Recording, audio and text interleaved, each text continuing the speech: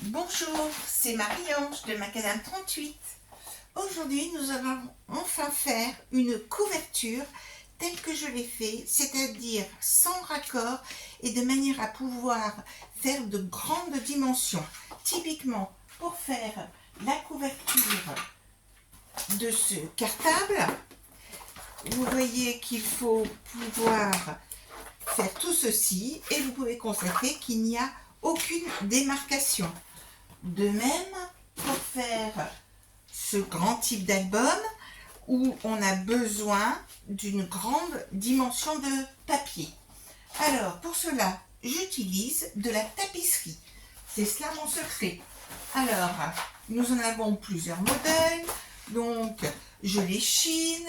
Je trouve rarement des échantillons, mais vous pouvez commencer par cela. Et donc, vous voyez, on a de quoi faire des albums de très grande dimension. Aujourd'hui, je vais en utiliser un papier pour faire un petit album parce que vous allez le comprendre, il est très compliqué de pouvoir, comme j'utilise de la bombe, il me faut un espace non confiné. Donc, pour cela, je veux travailler sur un petit modèle pour éviter d'en mettre de partout.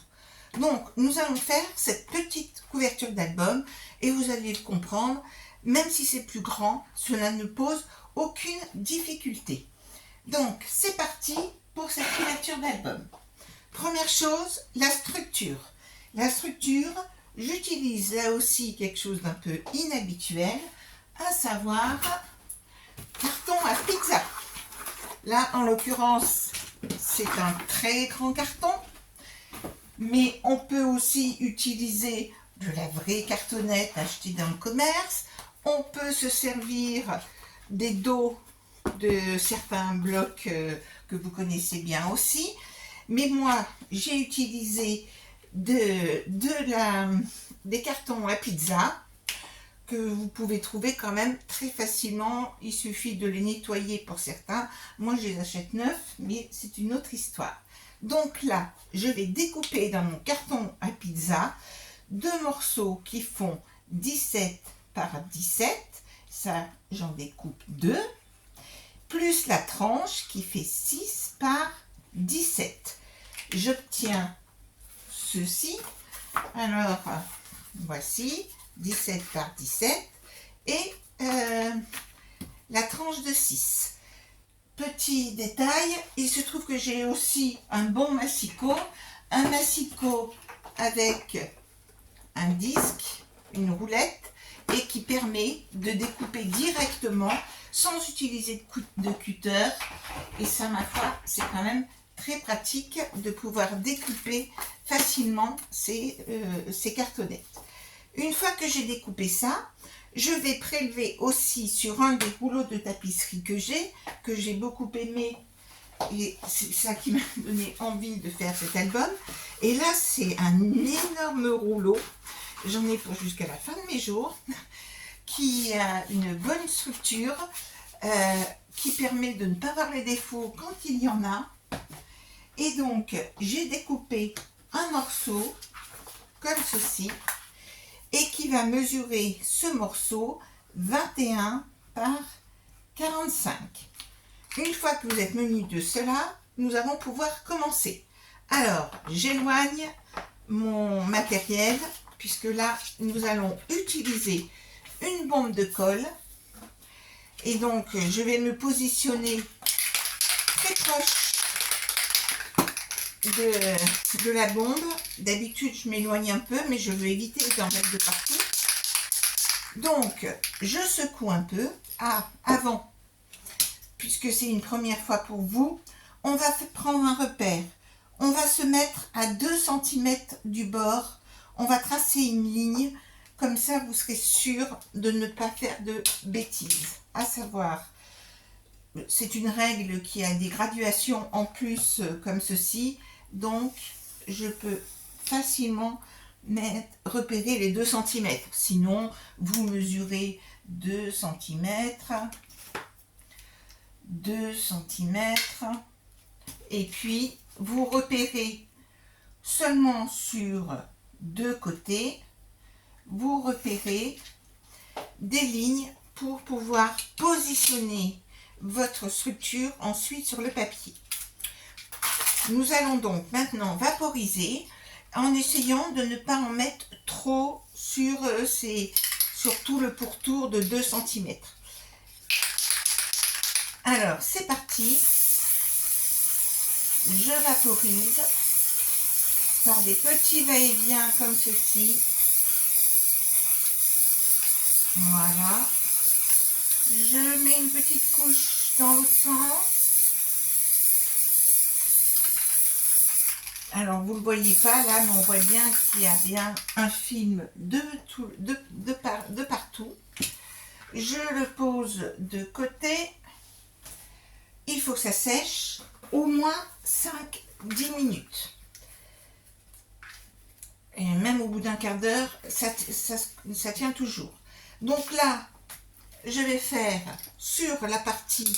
Alors faites attention, si vous êtes sur le côté écriture du carton à pizza, vaporisez toujours du côté blanc, parce que suivant la tapisserie, la moindre marque peut se voir en transparence. Donc faites bien attention à cela, parce que ça peut se voir tout de même. Alors là, vous voyez que là, en revanche, je vais bien jusqu'au bord de mon carton. Et donc là, j'en ai bien vaporisé de partout. Et donc, je vais pouvoir laisser sécher aussi ceci jusqu'à ne plus voir la colle. Ensuite, eh bien, j'ai fini de vaporiser. Donc, j'enlève ma protection et qui permet de protéger un tant soit peu. Je tâte, on sent bien que je n'en ai pas mis de partout. J'ai été raisonnable. Il nous faut maintenant découper pendant que ça sèche, découper pour recouvrir l'intérieur.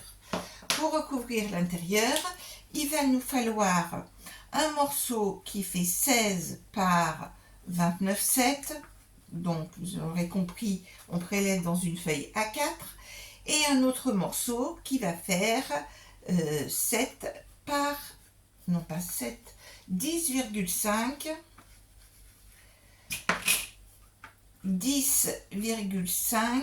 par 16. Voici. Alors, j'ai découpé ces deux morceaux. Alors, je ne les ai pas découpés. Curieusement, j'ai oublié. Alors, on ne quitte pas. Et donc, je prends un morceau. Donc, je vous conseille de prendre du papier épais. Là, je prends du 300 grammes, comme ceci. Ensuite, je prends mon massicot. Hop, je prends mon massicot. Je découpe à 16. Je me positionne à 16. Voici. En général, je coupe les feuilles 2 par 2. Comme cela, je suis sûre d'avoir bien la bonne dimension. Et je vais prélever 10,5. Comme ceci. Et bien sûr, on garde bien les chutes. Voilà. Donc, j'ai mon morceau qui fait 16 et mon morceau qui fait 10,5. Vous adaptez bien sûr ces mesures à la grandeur de la couverture que vous allez vouloir faire. Je récupère ceci et là, on ne voit plus les traces de colle. Donc, je vais pouvoir... Ça a séché, et puis alors aujourd'hui, nous sommes en canicule, alerte rouge, et donc cela sèche très très vite. Cet hiver, c'était pas la même configuration. Donc, je vais positionner, alors vous verrez, ça colle très bien. Voici. J'ai positionné mon premier morceau. Je vais ensuite positionner ma tranche Et j'utilise cet outil où je fais au pif, mais comme c'est pour vous, je vais essayer d'être rigoureuse. Donc, je positionne mon petit écartement de 4 à 5 mm si vous n'avez pas l'outil. Je me mets bien embuté, ça colle. Hein. Alors, on sent vraiment que le climat joue un grand rôle là-dedans. J'ai positionné ma tranche sur un côté, je mets l'autre côté. Donc, par exemple, pour faire le cartable, il faut bien tenir compte de l'ordre de collage est très important. Ne pas se tromper parce que c'est irrémédiable là. Une fois que c'est collé, ça tient très bien dans le temps. Et donc, ça y est, j'ai positionné mes cartonnettes. Ça tient déjà tout seul. Il suffit maintenant de bien répartir la colle. Mais là, j'en ai vraiment déjà beaucoup mis.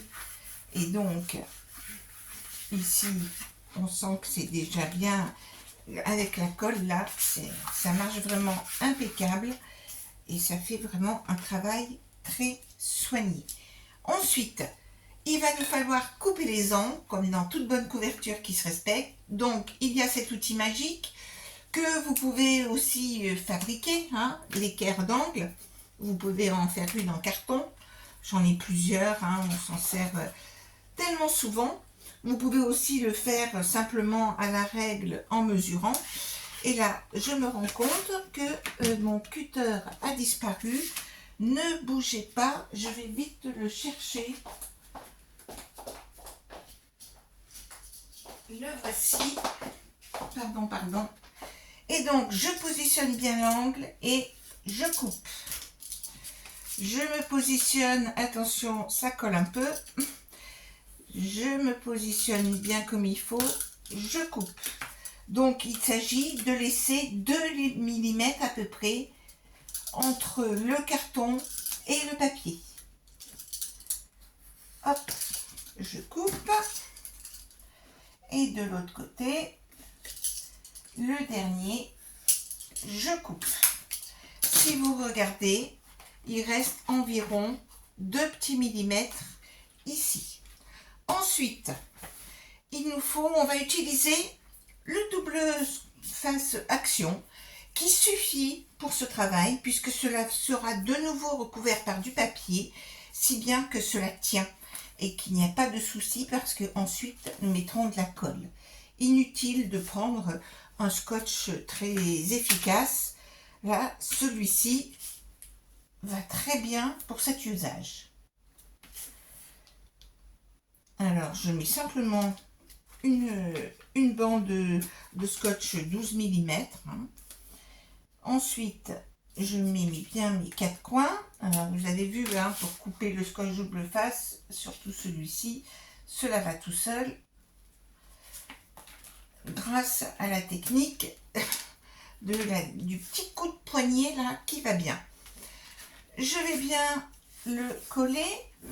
Donc, j'utilise un plioir pour bien appliquer mon scotch.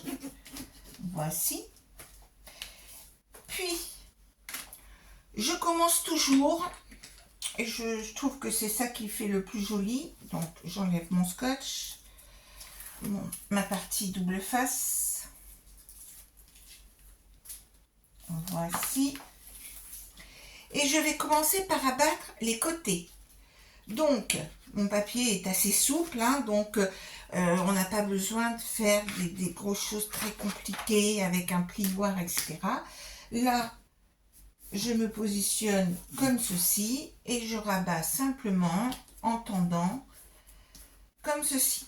Là où il faut faire attention, c'est que vous voyez là, pour que l'angle soit joli, je vais faire faire un petit pliage juste à l'angle,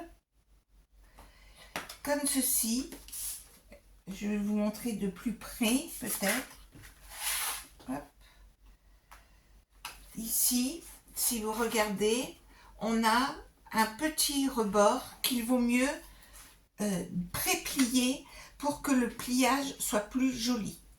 Ensuite, je rabats ici, ici, je commence par le milieu et je viens me mettre et vérifier mon angle. Et donc, si vous regardez ici, cela nous fait des beaux angles. Et ça y est, notre couverture est terminée. Alors, bien sûr, il nous faut recouvrir l'intérieur. Alors, si vous comptez mettre un ruban, c'est maintenant qu'il faut les positionner, que vous mettez ici, de chaque côté, avant, bien sûr, de coller l'intérieur. De même, si vous voulez mettre une reliure en accordéon, eh bien, vous allez positionner votre reliure en accordéon ici. Vous allez la coller sur la tranche et ensuite, vous compléterez votre ouvrage avec 2 autres petits morceaux. Là, moi, comme ça sera une reliure en U qui sera mise pour le... je vous la montre. Vous voyez, ici, c'est une reliure en U qui est collée alors que tout mon intérieur était recouvert. Donc, je prends mon papier, je vais mettre la colle sur le côté lisse de mon papier canson. Il y a le côté granuleux et le côté lisse.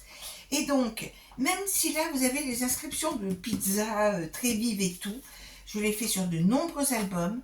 Ce papier-là est particulièrement bien opaque et on ne voit strictement rien, c'est parfaitement recouvert. Donc, je mets de la colle, elle ne gondole pas la all-purpose glue en anglais dans le texte. Voilà. Donc, je tartine bien de colle. J'aurai un bout de chiffon pour recueillir le surplus. C'est sûr, c'est une question de dosage. Voici, je pense que j'en ai mis bien comme il faut. Et donc,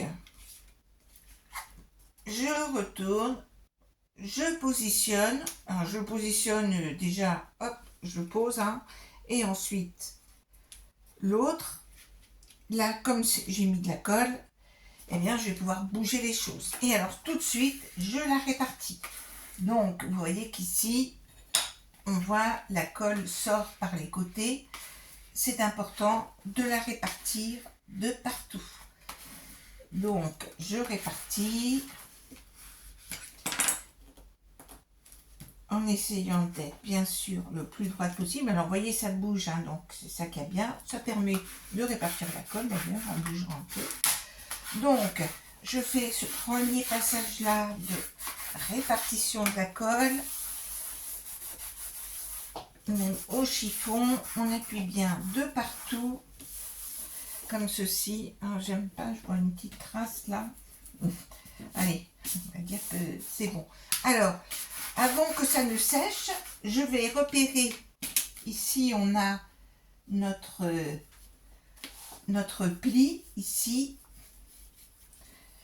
Alors, vous ne le voyez pas très bien, mais quand vous serez le nez sur votre travail, vous le sentirez. Et là, vous allez vraiment bien insister sur le pli. Et donc, vous allez marquer le pli et bien répartir la colle de tous les côtés. Comme ceci. Et là, maintenant, on peut d'ores et déjà remonter le pli. L'autre côté aussi. Voici. On insiste bien sur la tranche. Hop! Regardez un peu comme c'est beau. Et donc, je vous conseille maintenant de laisser sécher bien à plat comme ça. Parce que c'est là que ça peut se décoller. Alors, laissez bien sécher. Si vous regardez comme ça, ça peut se décoller. Donc, il faut d'abord bien laisser sécher. Et ensuite, eh bien, c'est terminé. Votre couverture est terminée. Voilà, je vous souhaite une bonne fin de journée. À très bientôt.